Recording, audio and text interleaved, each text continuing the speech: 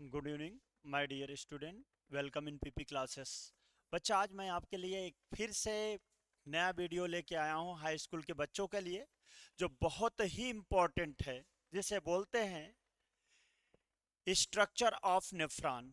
Nephron की संरचना, brick नलिका की संरचना। तो आइए देखिए।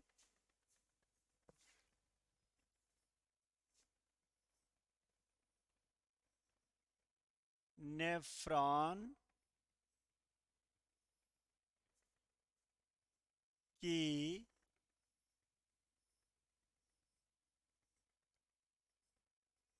संरचना, नेफ्रॉन की संरचना। तो आज आपको हम क्या पढ़ाएंगे? नेफ्रॉन की संरचना, स्ट्रक्चर ऑफ नेफ्रॉन। ये देखिए,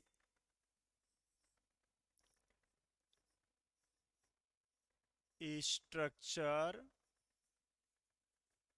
of nephron, structure of nephron. तो ये देखिए, जो हमारी ब्रिक होती है, जो हमारी किडनी होती है, वह हमारे शरीर की उत्सर्जित अंग होती है। वह हमारे शरीर की मुख्य उत्सर्जित अंग होती है।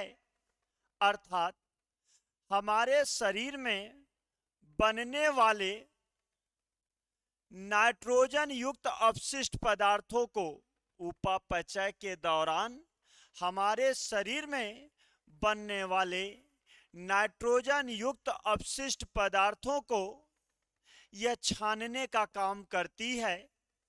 और उसी किडनी में यह एक नली पाई जाती है, जिसे हम नेफ्रॉन के नाम से जानते हैं। अर्थात नेफ्रॉन ब्रिक की संरचनात्मक तथा क्रियात्मक इकाई होती है। तो क्या है भैया, नेफ्रॉन क्या है? नेफ्रॉन ब्रिक की संरचनात्मक तथा क्रियात्मक इकाई है। अर्थात हमारा ब्रिक एक क्या है? सेम के आकार का यह डब्बा है, सेम के आकार की संरचना है, और उसके अंदर मिलियन नेफ्रॉन पाए जा रहे हैं। और यही नेफ्रॉन क्या करता है? हमारे रुधिर की शुद्धिकरण में भाग लेता है। अर्थात उपापचय के दौरान हमारे शरीर में जो अपशिष्ट पदार्थ बना, नाइट्रोजन युक्त अपशिष्ट पदार्थ बना, वह क्या होता है? हमारे ब्लड में जाता है, और जिससे ब्लड हमारा अशुद्ध होता है। और वही ब्लड हमारे क्या होता है? किडनी के पास जाता है। और किडनी में क्या पाई जाती हैं? नेफ्रॉन पाई जाती हैं। और नेफ्रॉन ही क्या करती हैं? उस ब्लड का प्यूरिफिकेशन करती हैं, अर्थात रुधिर का शुद्धिकरण करती हैं। तो उसी नेफ्रॉन के बारे में आपको हम पढ़ाने जा रहे हैं हाई स्कूल वाले बच्चों के लिए। यहां यह पूछा जाता है, ब्रिक की, अच्छा, नेफ्रॉन की संरचना बनाइए। तो आइए देखिए नेफ्रॉन किस प्रकार से बनता है।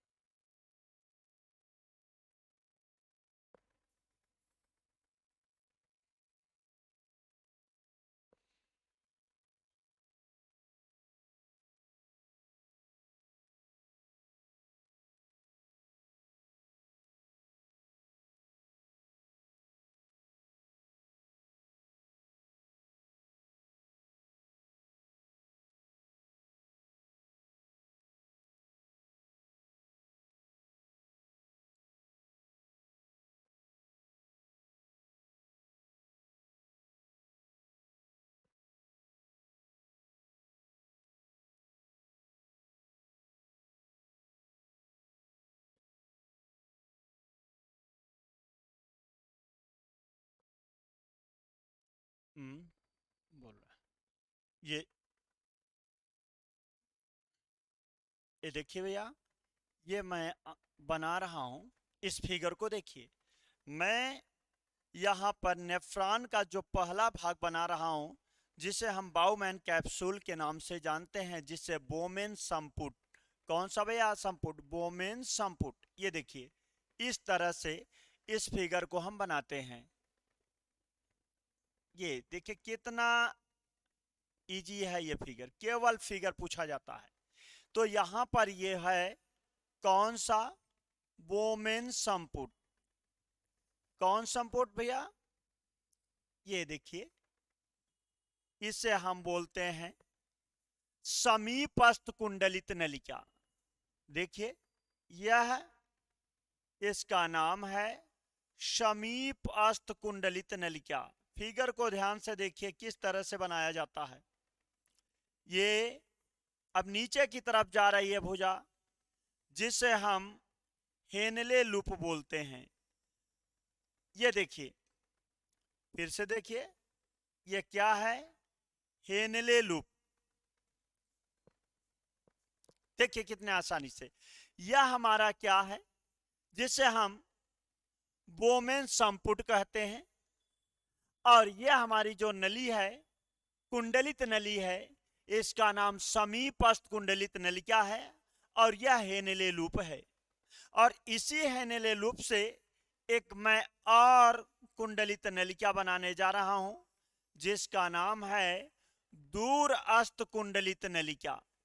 ये देखिए ये कौन नलिका है, दूरस्थ कुंडलित नलिका।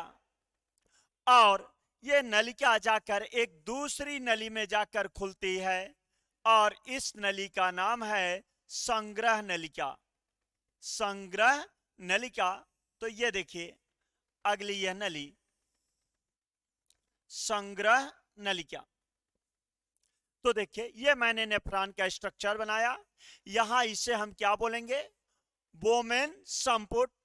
इसे क्या बोलेंगे, समीपस्थ कुंडलित नलिका। इसे क्या बोलेंगे, हेनले लूप। इसे बोलेंगे दूरस्थ कुंडलित नलिका और इसे हम बोलेंगे संग्रह नलिका। अच्छा अब देखिएगा इसी नली में या इसी संपुट में, बोमेन संपुट में रुधिर ले जाने वाली, ये देखिए रुधिर यहां से ये ले जा रही है। जरा इधर देखिएगा, यहां पर एक नली है जिसे बोलते हैं अभिवाही। कौन वाही भैया, अभिवाही।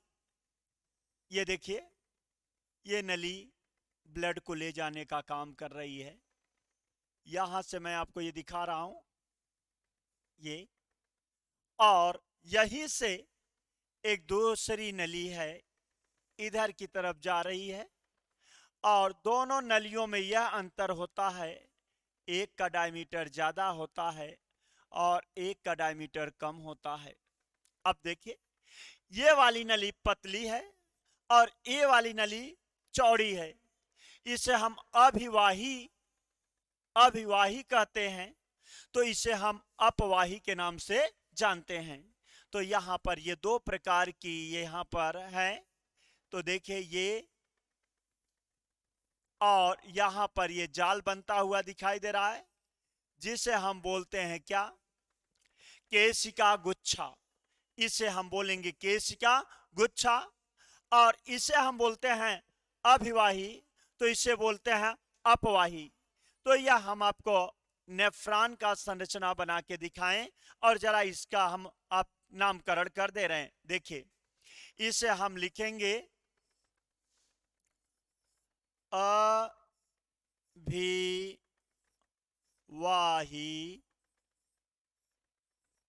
इसे हम अभिवाही बोलेंगे। तो इसे हम क्या बोलेंगे, अपवाही। अपवाही, यह हमारा है अपवाही। और यह देखिए इसे हम बोलेंगे केशिका गुच्छा। केशिका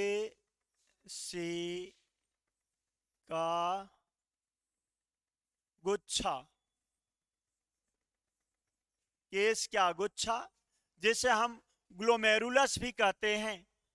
और इसे हम बोलेंगे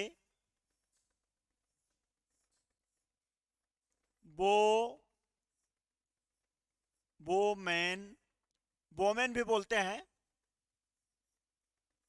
संपुट, इसे हम बोलेंगे बोमेन संपुट, और दोनों को मिलाकर हम बोलते हैं क्या? मेलपिगियन। क्या बोलेंगे?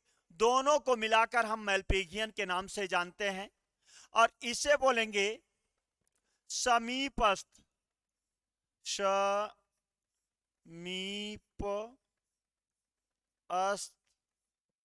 कुंडलित नलिका, कुंडलित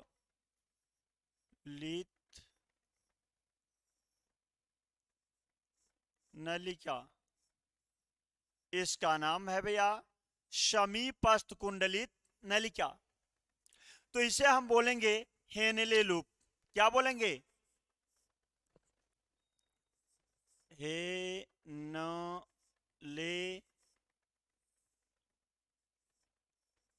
लूप, इसका नाम है हेनले लूप। तो इसे क्या हम लिखेंगे? दूरस्थ, दूरस्थ कुंडलित नलिका।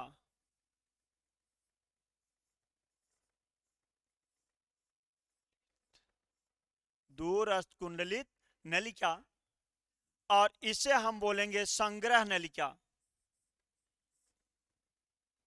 संग्रह,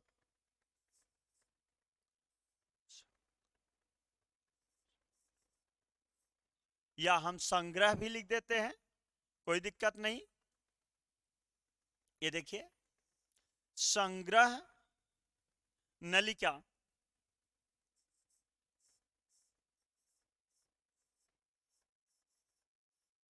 संग्रह नलिका। तो क्या आप लोग बना लेंगे? फिर से जरा देखिए, आ जाए नेफ्रॉन, तो आप कहेंगे नेफ्रॉन वृक्क की संरचनात्मक तथा क्रियात्मक इकाई होती है। नेफ्रॉन वृक्क की संरचनात्मक तथा क्रियात्मक इकाई होती है। प्रत्येक वृक्क में मिलियन नेफ्रॉन पाए जाते हैं जो हमारे रुधिर का शुद्धिकरण करते हैं। तो अब आता है, आप कहेंगे नेफ्रॉन के निम्नलिखित भाग होते हैं। तो नेफ्रॉन का प्रारंभिक भाग जो प्याले नुमा संरचना से प्रारंभ होता है, नेफ्रॉन का प्रारंभिक भाग जो प्याले नुमा कटोरी नुमा संरचना से प्रारंभ होता है, जिसे हम बोमेन संपुट कहते हैं। नहीं समझ में आया? नेफ्रॉन का प्रारंभिक भाग जो प्याले नुमा संरचना से प्रारंभ होता है, उसे हम बोमेन संपुट के नाम से जानते हैं। तो अब आता है दूसरा है, अब नेफ्रॉन का वह भाग जो बोमेन संपुट के पास मुड़ी हुई नलिकाओं के रूप में पाई जाती है, उसे हम समीपस्थ कुंडलित नलिका के नाम से जानते हैं। तो हेनले लूप किसे कहते हैं? ऐसी यू के आकार की नली, ऐसी यू के आकार की नली जो समीपस्थ कुंडलित नलिका और हेनले लूप, समीपस्थ कुंडलित नलिका और दूरस्थ कुंडलित नलिका को जोड़ने का काम करती है, उसे हम हेनले लूप के नाम से जानते हैं। और नेफ्रॉन का वह भाग जो जाकर संग्रह नलिका में खुलती है, उसे हम दूरस्थ कुंडलित नलिका के नाम से जानते हैं। और ऐसी नली जिसमें कई दूरस्थ कुंडलित नलिका आकर खुलती हैं, उसे हम संग्रह नलिका के नाम से जानते हैं। तो ये मैंने आपको ये बताया। फिर बोमेन संपुट में रुधिर लाने वाली धमनी को हम अभिवाही और ले जाने वाली को अपवाही कहते हैं। और दोनों के बीच में जो केशिकाओं का जाल बनता है, उसे हम केशिका गुच्छा के नाम से जानते हैं। तो यह आज का वीडियो रहा, स्ट्रक्चर ऑफ नेफ्रॉन। जय हिंद, जय भारत।